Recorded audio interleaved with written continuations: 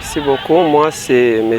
Roger Ngoyi Kalenga, fils de Papa Kalenga, enseignant de sa profession, et Loukou, qui est ma mère.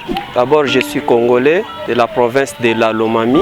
L'école primaire, d'abord la maternelle à Lubumbashi, et l'école primaire aussi quelques années jusqu'en 4e primaire à Lubumbashi. Et pendant les refoulements de 92, les Kassaïens, nous avions été refoulés du Katanga vers Kassai. Je suis arrivé à Kabinda où j'ai continué mes études primaires. J'ai fini à l'EP Kintukimune, c'est à Kabinda, et j'ai commencé aussi l'institut Boumoune, c'est un institut des frères de la charité. Et là, j'ai fini en maths et physique. J'ai obtenu mon diplôme. Là, maintenant, je suis arrivé à Mbujimayi pour commencer mes études universitaires. En 2006-2007, que j'ai commencé mes études universitaires. Et 2 ans après, j'étais sélectionné pour les 10 projets du Canada, c'est que Fogeren. Et là, on était obligé de quitter Mbujimayi à partir du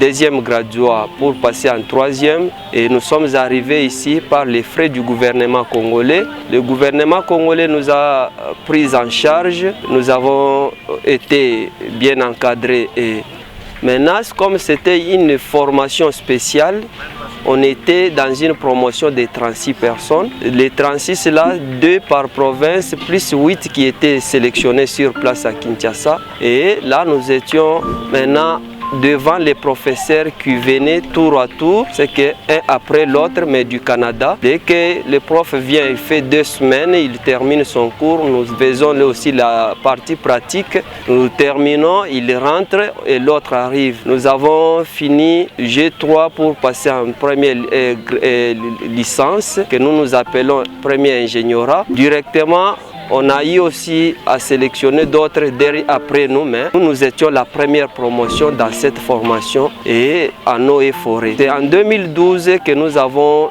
fini devant le ministre Machako Mamba, devant le gouvernement congolais et canadien ensemble. Nous avons défendu. Je suis ingénieur agronome.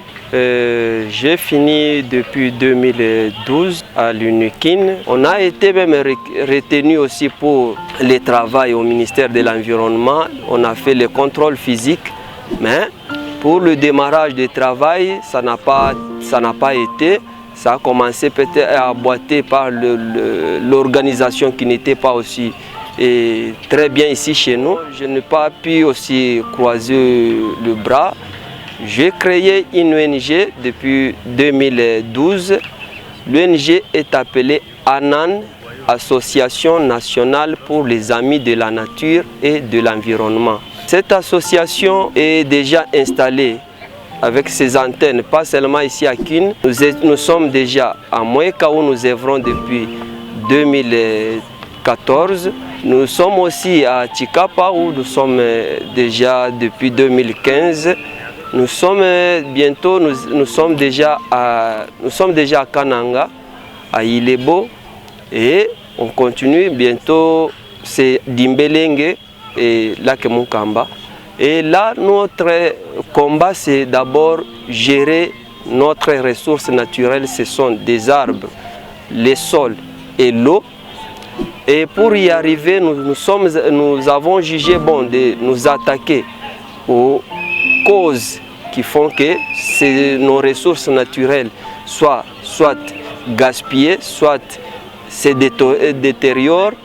Là, nous avons dit, les gens, c'est la pauvreté d'abord qui est à la base, et nous nous sommes lancés sur le levage des poulets des pontes, le levage aussi des pondeuses. À part ça, c'est l'agriculture que nous prenons aussi là-bas. Mais en 2013, j'ai été consultant à l'UCN. L'UCN, là, on a été avec le français. La consultation se basait sur l'étude sur la disparition des léopards et la déforestation dans les Mayombe. En 2014, nous nous sommes dit non, on a fait un travail encore ici en RDC, particulièrement à Kinshasa, sur la pollution sonore. Et depuis 79, il n'y a jamais eu un travail sur ça pour quantifier d'abord le bruit et nous donner aussi leurs conséquences sur la santé humaine. Nous avons eu notre sonomètre, c'est un appareil approprié, parce que le travail qui a été fait en 79 n'était pas accompagné d'un appareil approprié. Nous avons eu cet appareil provenant de l'Allemagne. On a quantifié les bruits, on a identifié les sources de bruit et le temps d'exposition. Combien de temps l'homme congolais, Kino en particulier, est exposé à ces bruits. On a fait aussi un rapport, on a donné au gouvernement congolais et au gouvernement provincial de Kinshasa. Et là, on devrait peut-être nous envoyer faire aussi le même travail dans des provinces, en commençant par le Katanga, le Lubumbashi. Mais ce n'était pas fait à cause de l'organisation qui n'était pas mise en place aussi dans de bons sens. Mais on n'a pas aussi croisé les bras sur ça. Nous avons dit de nous-mêmes, nous sommes capables aussi d'aller plus loin. Mais nous avons continué à travailler dans toutes les provinces. On a ajouté une des provinces, c'était la province du Katanga, que nous avons eu à travailler sur nous-mêmes, sur cette pollution sonore. Mais comme le moyen nous fait défaut, on n'a pas pu aussi continuer. On a dit, bon, le reste, ça devrait aussi inspirer les gouvernements pour prendre en charge, parce que les conséquences sont tellement énormes sur les Congolais. Maintenant, les gouvernements devraient comprendre pour lutter contre ça. Nous avons dit qu'il fallait aussi oser sur la fabrication de gaz naturels, appelés les biogaz. Nous avons vu que la ville-province de Kinshasa avait tellement de poubelles de gauche à droite. Mais nous nous sommes dit, est-ce qu'il y a moyen de valoriser aussi ce déchet? Oui, il y en a, mais surtout les déchets organiques que nous avons pris, nous avons transformé ça en biogaz, que les réchauds à gaz a été utilisé pour tester ces biogaz et ça avait fonctionné sans problème, sans difficulté. On a été invité pour aller expliquer comment ça fonctionne, comment nous sommes arrivés à produire ces biogaz. C'est Wallonie Bruxelles qui nous avait invités. On a exposé et la jeunesse doit comprendre et s'approprier de ces messages. À partir de ces messages que nous donnons, nous disons que l'environnement maintenant est obligatoire dans tous les domaines. Tu fais les droits, il y a les droits environnementaux, tu fais n'importe quoi et tout ce que tu fais comme domaine, il faut toujours comprendre que l'environnement intervient. Maintenant, et surtout aussi que nous devenons de plus en plus nombreux, toute personne dans cette ville et dans le monde, c'est une bouche à nourrir.